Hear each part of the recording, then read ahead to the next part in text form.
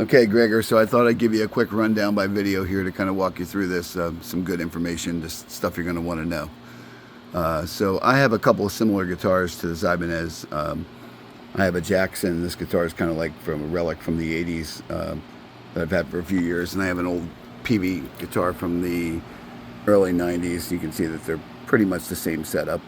This Jackson's set up a little bit more for like metal style playing. So the configuration is pretty much the same. So to start from the top, so this is your headstock. These are your tuning pegs. They actually what tune the guitar. This is your nut right here. This is called a locking nut. My Jackson has one as well. You can see that this is missing one of the nut clamps on it, where this one has them. What these do is they actually lock the strings in tune in place.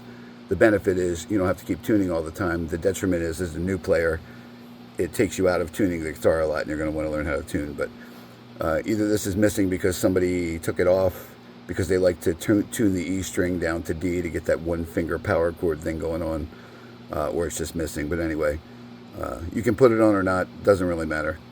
If you don't, these strings are just going to go out of tune more often.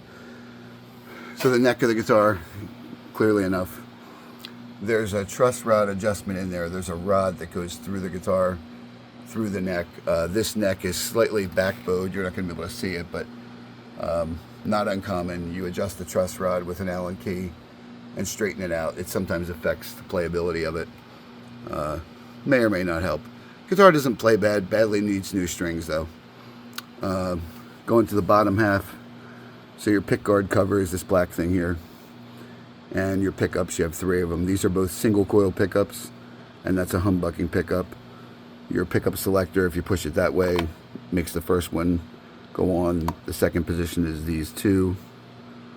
The third position is just the middle one.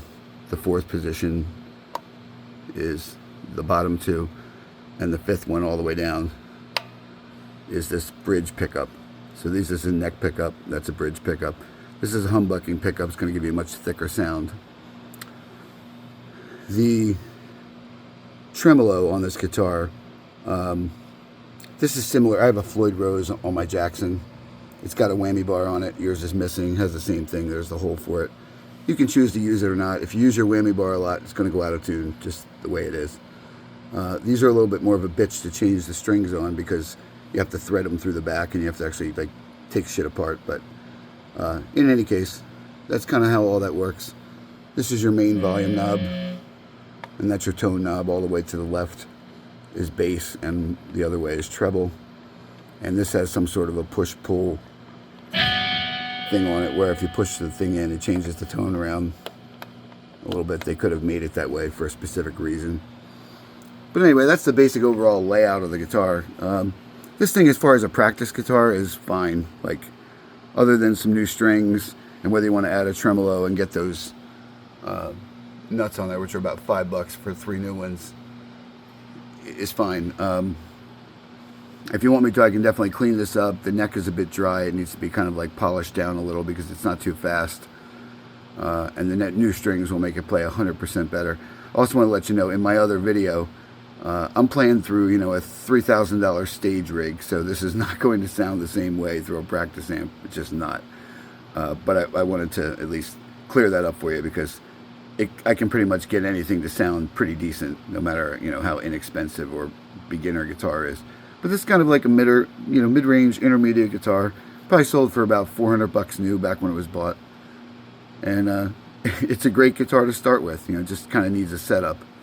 But anyway, I hope that helps you. Let me know your questions, and I'll play around with it some more. I'm going to send you a video later of another video of playing this through like a $75 practice amp, just to give you an idea of what the difference in sounds are.